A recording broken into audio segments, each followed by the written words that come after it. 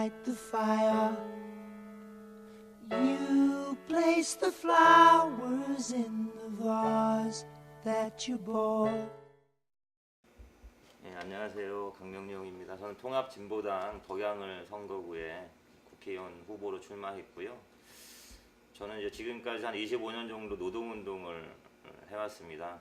그래서 고향 지역에서 고향파주 민주노총 2001년도에 이제 만들었을 때 초대 의장을 했었고요. 지금은 이제 지도위원으로 이렇게 같이 일하고 있고, 우리 김상곤 경기도 교육감 후보 공동선거대책위원장을 했었습니다. 그 외에 이제 지역에서 좀 시민사회단체 활동들을 지금까지 고양시에 이사 온 지는 한 18년 정도 됐는데, 이사 오고 나서 꾸준하게 하여튼 지역 주민들과 함께하는 그런 활동들을 좀 해왔었고요. 최근에는 이제 고양 비정규직센터라고 요즘에 이제 비정규직 문제가 사회적 화두로 되고 있는데, 그런 비정규직 분들 이렇게 지원하고 함께 할 수 있는 우리 비정규직 센터 사업을 하고 있습니다.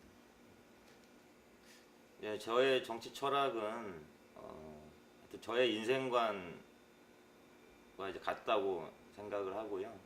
제가 지금까지 이렇게 살아오면서 가지고 있는 인생관이라고 하면 민중들을 위해서 복무한다라고 하는 겁니다.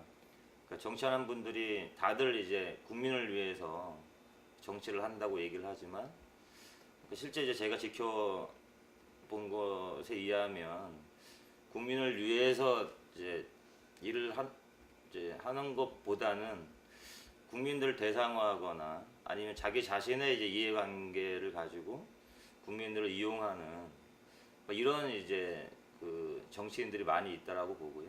그래서 저는 이제 그 민중을 위해서 좀 헌신하고 복무하는 그런 정치가 돼야 된다라고 생각하고, 그것은 뭐 다른 게 아니고 우리 국민들, 우리 민중들의 그 운명과 저희 운명을 일치시키는 것이라고 저는 생각합니다. 쉽게 얘기해서 민중들이 신나고 즐겁고 행복하면 저도 저절로 이렇게 그렇게 되는 거고, 역으로 이제 민중들이 어렵고 힘들고 고달픈데 그냥 저도 그런 거죠. 그래서 난 그것이 달라질 수 없다고 생각을 해요. 민중들은 힘든데 내가 행복할 수 없고, 민중들이 행복한데 내가 뭐 어렵거나 잘못되지 않는다. 그래서 저는 그런 운명, 생사 운명을 같이 하는 그런 것이 저의 이제 인생관이고 정치 철학이다, 이렇게 좀 말씀드릴 수 있을 것 같습니다.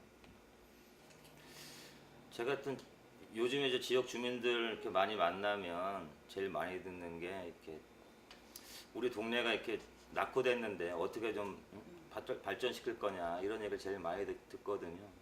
실제 이제 그 덕양 지역이 일산하고도 그렇고 좀 다른 지역에 비해서 상대적으로 이렇게 좀 낙후된 측면들은 있다고 생각합니다. 그래서 이 문제를 어떤 방향에서 좀 발전시켜낼 수 있을 것인가, 문제가 하나 있을 것 같고요. 어저께 이제 제가 그 서울 문산간 민자고속도로 무효화하는 그 거리 서명하는데 같이 했었거든요. 지금 이제 이 문제는 가장 이제 최근에 닥친 이제 현안 사안이라고 생각을 하고요. 그래서 이 문제도 지역의 주요한 현안으로 이렇게 좀 바라보고, 저는 이제 그 전면 재검토 해야 된다라고 생각합니다. 그러니까 크게 얘기를 하면 그런 지역의 낙후성 문제하고 서울 문산간 민자 고속도로 문제하고 또 하나가 이제 능곡의 유타운이 이제 추진이 되고 있잖아요. 이제 그 문제. 이렇게 하나가 이제 저기가 있구나. 이렇게 서정초 앞에 그 아파트형 공장 문제, 이 문제가 이제 계속 이제 풀리지 않고 있는, 꼬여 있는 문제인데, 하여튼 이런 문제가 좀 지역적 현안이라고 보고, 풀어나가는 관점 문제라고 봐요. 저는 이걸 한다, 뭐 해야 된다, 말아야 된다 이런 문제가 아니고, 예를 들면 지역이 낙후된 문제를 어떻게 이제 해소할 거냐. 근데 지역이 낙후됐다라고 하는 것을 뭘 기준으로 해서 낙후됐다고 이제 삼을 거냐. 여기서 좀 인식 차이가 있을 거라고 봐요. 그러니까 이것이 이제 뉴타운 문제로 이제 풀 수도 있고요.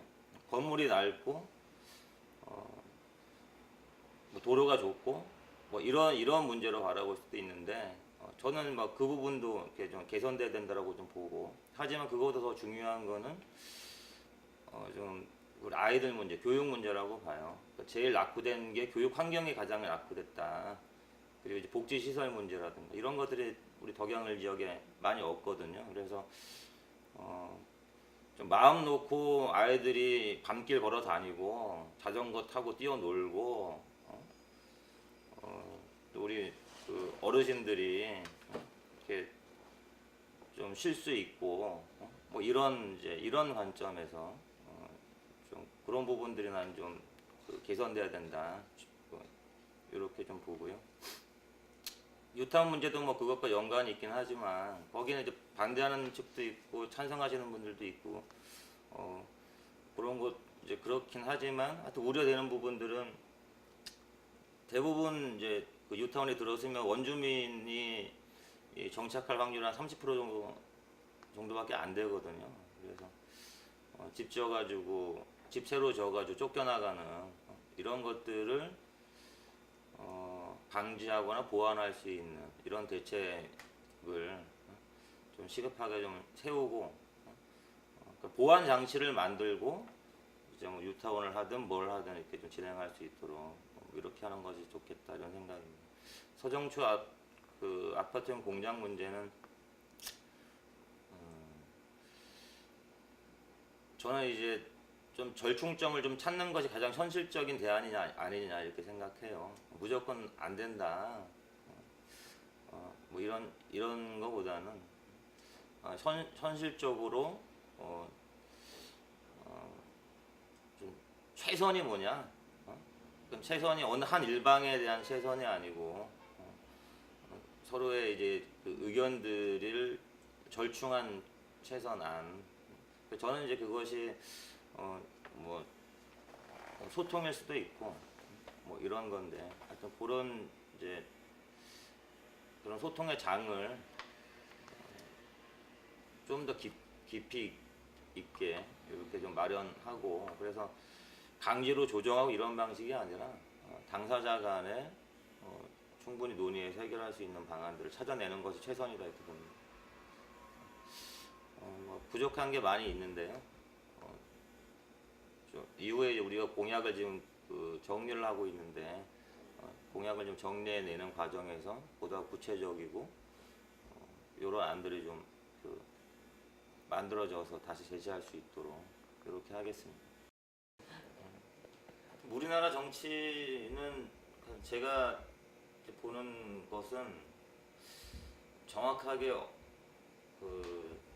누구의 이해관계를 대변하느냐, 어떤 세력의 이해관계를 대변하느냐에 따라서 명확하게 구분된다고 생각을 하고 있어요. 실제 뭐 미국이나 일본에 이제 기대고 재벌로 대표되는 어떤 기득권 세력을 대변하는 이런 정치 세력이 있는 거고, 또 하나는 양다리를 걸친다고 해야 되나요? 뭐 본질적으로는 크게 이제 뭐 다르지는 않지만, 보다 이제 좀 어떤 뭐 미국이나 일본이나 재벌 거기서 조금 더 이제 그 서민층까지 좀 포괄하려고 하는 뭐 그런 이제 정치 세력이 있다라고 보고, 이제 저희 같이 이제 우리 진보당 같은 경우에는 이제 우리나라의 어떤 민족적 자주성을 확립하고자 하는 세력, 민주주의를 발전시키고 지키고자 하는, 그리고 우리 서민들, 구체적으로는 이제 노동자, 농민, 농어민, 도시 서민 이런 분들의 좀 이해관계를 대변하고 남북 간의 이제 통일을 지향하는 이런 이제 그 분들의 그 이해관계를 대변하는 세력이라고 봅니다. 그래서 크게 한 세 가지 정도로 이렇게 구분할 수 있다라고 보고요. 국민들이 판단하시면 될 거라고 생각해요. 누가 그런 얘기를 하던데, 아니 지금처럼 뭐 이렇게 사는 것도 괜찮다. 이러면 기존에 투표하셨던 대로 투표하시면 된다. 양대 이제 그 큰 정당들이 있고 이 정당 아니면 저 정당 이렇게 돌아가면서 찍었는데 아니 지금처럼 뭐 사는 것도 괜찮다 생각하시면 뭐 그렇게 가는 거죠 계속. 하지만 이제 좀 바뀌어야 되고 좀 달라져야 된다는 생각이 있으면 뭐 우리 진보당 같은 좀그 우리 국가의 자주성, 존엄성 좀 지키고자 하고 또 우리 서민들의 이해관계를 가장 중심에 놓고 한반도의 평화나 통일 문제를 지향하는 뭐 이런 이제 우리 진보당에게 좀 표를 주시면 기존에 느끼지 못했던 새로운 좀 삶의 경험들을 할 수 있을 거라고 저는 확신하고 있습니다.